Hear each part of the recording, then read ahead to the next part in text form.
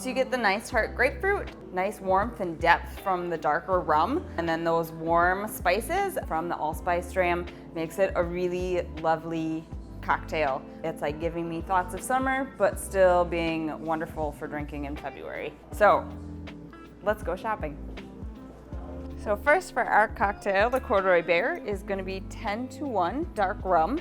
This is a blend of different Caribbean rums. So it uses some from Barbados, the Dominican Republic, Jamaica, Trinidad. So what you get is sort of the unique flavor notes of all of those places to make a really nice, complex and unique rum.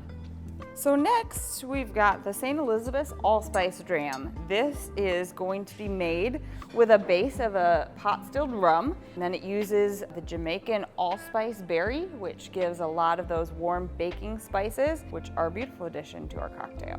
All right, now that we got our ingredients, I'm gonna show you how to build our Corduroy Bear. So, start with a shaker, 2 ounces rum, 3/4 ounce allspice. Come on, limes, give juice. All right, ounce lime juice, ice. Pour into a Collins glass over ice, and then top with your sparkling grapefruit juice.